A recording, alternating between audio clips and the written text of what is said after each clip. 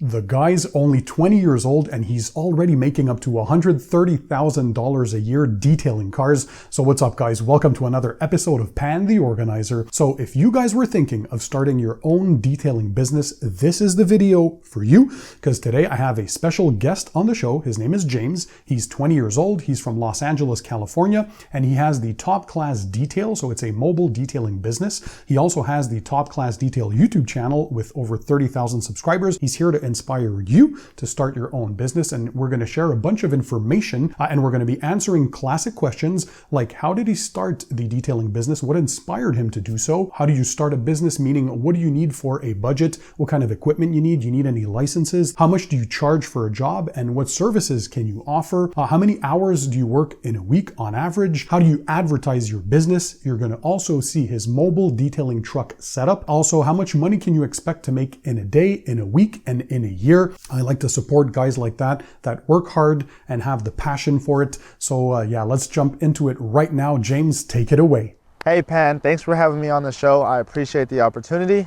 My name is James with Top Class Detail. I'm 20 years old, located here in the city of Los Angeles, California. I do service both LA County and OC County, but today I want to take you guys on a day in the life, you could say, of me and my mobile detailing business and see exactly how I do things, how I run things, as well as answer some questions you may have about how much money can you make per day, how did you get started, and what do you ride with in your van. So without further ado, I appreciate the opportunity once again.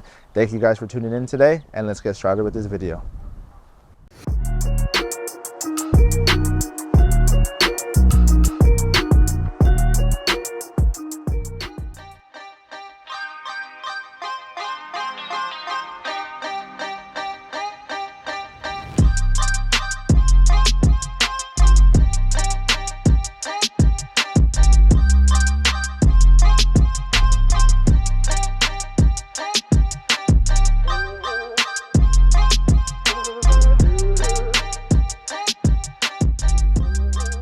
How old are you and how long have you been detailing for? 20 years old, and I've been detailing for, I would say, like 2 to 3 years now. 2 to 3 years? Yes, sir. But how did you get started in like detailing? Like, did someone show you about it, or? Well, I kind of like, one time I had a Maximo as my first car, and I wanted to clay bar it. I had found out about it, so I had went to Walmart. I bought like the 200-gram kit. And then from there, I clay barred the car, applied my own little carnauba wax that came with the whole thing. And then from there, actually, I got into a job where I was working at an auto body shop doing detailing through there. And then from there, that kind of just got me more into it. And then I started researching it more, found out about mobile detailing. And then it was kind of at that point where I decided I wanted to work for myself instead of working at the shop. When you started your business, how do you go about it? Like, do you have like a budget? Is there specific licenses you have to get? A budget, I would say yes. At my age, I was working, but I wasn't good with money management, so I didn't really have a lot of money to start with. I kind of bought things little by little. Like, I knew I wanted to start from the house, so I got a garden hose, little kind of products here and there. I think I have a picture of it. If so, we'll try to input it into here so you can actually see just some Chemical Guys products and really just the basics. But definitely I had my own budget just because of the amount of money I have. So I don't want to say you need a budget of 3K because not everybody has 3K. So your budget depends on you and how much it is that you can afford to put into the business at the time. So you definitely do want to just at least get down a list of the basic necessities that you need, and then you can kind of get your budget from there, and all the other stuff are just additional things that you want, not necessarily things that you need to get started.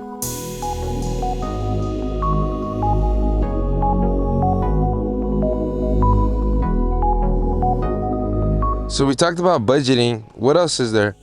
I would say the most important thing is your name, because you cannot start your LLC. I mean, don't get me wrong, you can, but you can't really register it without the name it is that you want to put it under. So come up with a name. People always ask me, how'd you come up with Top Class Detail? And to be honest with you, I really don't know too much about it. I was kind of just at home thinking. I remember looking at other people's names and trying to get ideas, not like taking theirs, but saying, okay, his was first class. I think I ended up with like top class, or, you know, different things like that. But essentially you want to get your name down, So this way you can file for your LLC, file for your insurance, file for all those things that you need or want to be protected and to run a legitimate business. So definitely get your name going, figure that part out. But in that, obviously when you first started a business, did you go straight and to the legalities, like going to the state or going to your local city, filing your business, and then going to the state and filing your business? Or did you like try out the business first, then you did that stuff? I definitely did the second part. I had to test the waters. I had to see if it was going to work or not. Is this something I'm going to be able to do for longevity, or is this just something that's going to be, you know, a side hustle to make some money on the weekend? So I started it out. The first month was pretty rough. I did only about 3 to 4 cars, and that was it. But the second month I did 34. And I think it was at that point when I kind of saw, you know, the big dramatic increase of clients, as well as just seeing, you know what, I could really do something with this and make it happen. So after doing it for roughly close to a year, that's when I decided to pull the trigger. This is really going to be something that I can do. So I want to go ahead and make this an LLC and make it a legit business.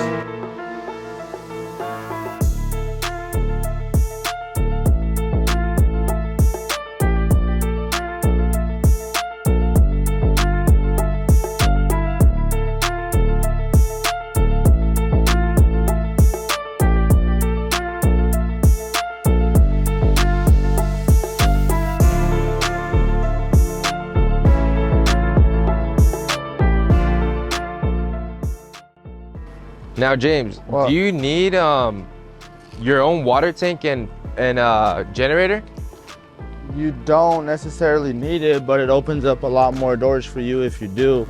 If you don't, then you are restricted from going to like businesses and other places like that that don't have water, as compared to if you have your own, you can go anywhere.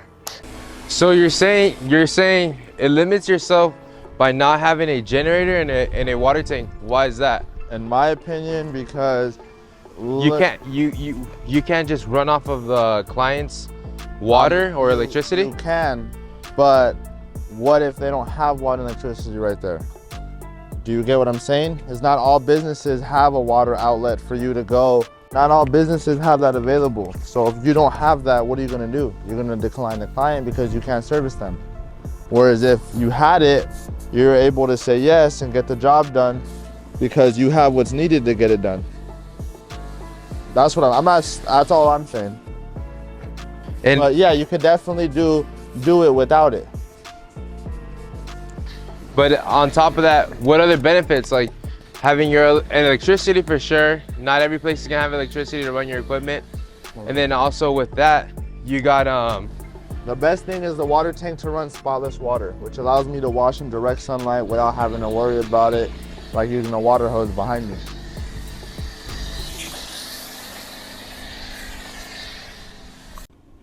So the service we're performing today is a clay and seal service. This is our exterior focus detail, and this is going to be on this black Jeep right here in Whittier, California.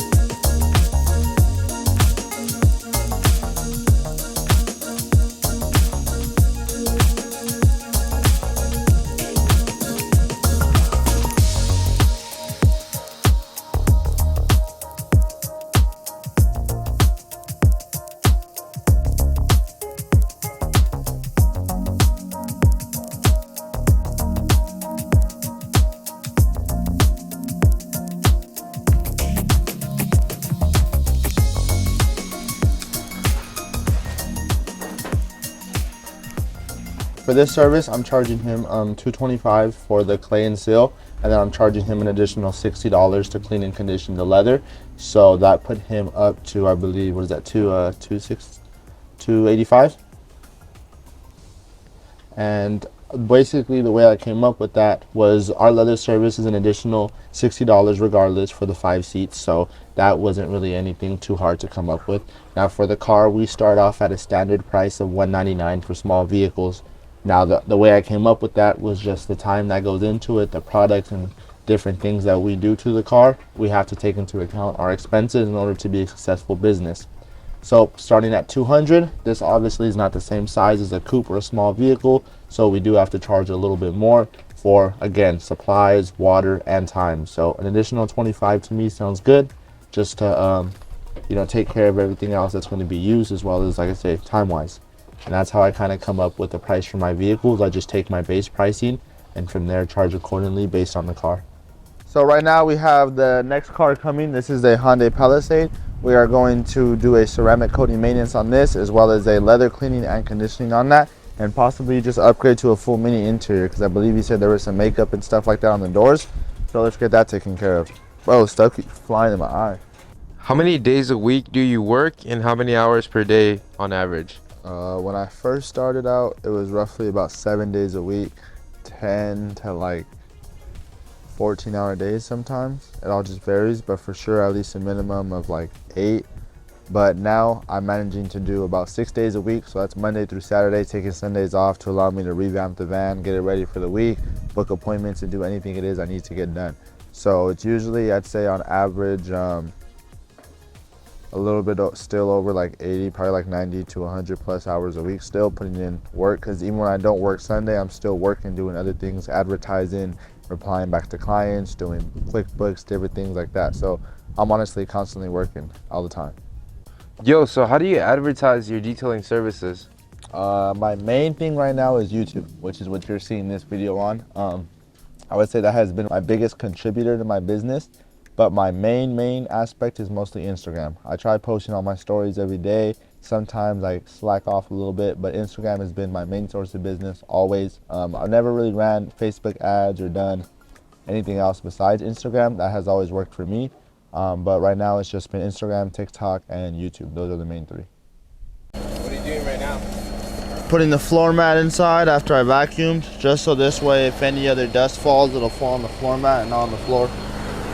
Make So it a bit easier. What service are you performing in the inside right now? Honestly, we're gonna have to do a mini interior, so I'm gonna have to tell him that we gotta upcharge him, because what he booked for is just an outside ceramic wash and then an interior leather cleaning. But we're kind of scrubbing down everything, doors, so seats, basically my mini interior. So I'll probably charge him an additional like $50 or so.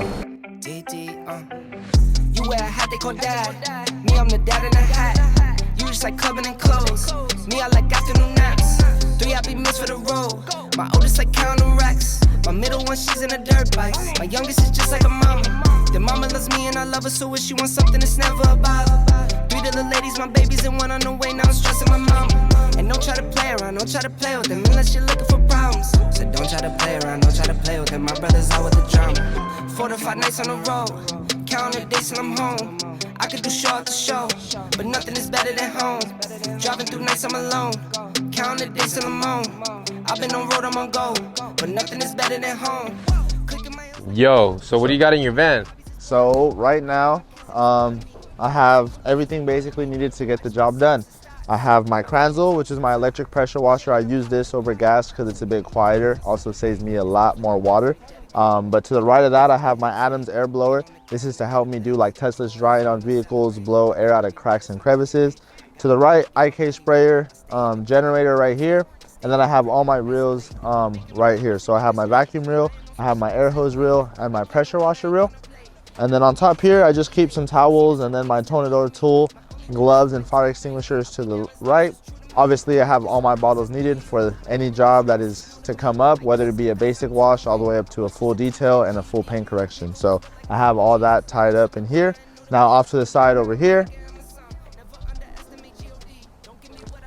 we have my lateral shelf. So this allows me to stay a bit more organized, also carry a little bit more with me. So right here, I have these 3 plastic containers. This one holds air fresheners, and these 2 over here just hold miscellaneous items that I may need, from Q-tips to brushes to trash bags or anything like that.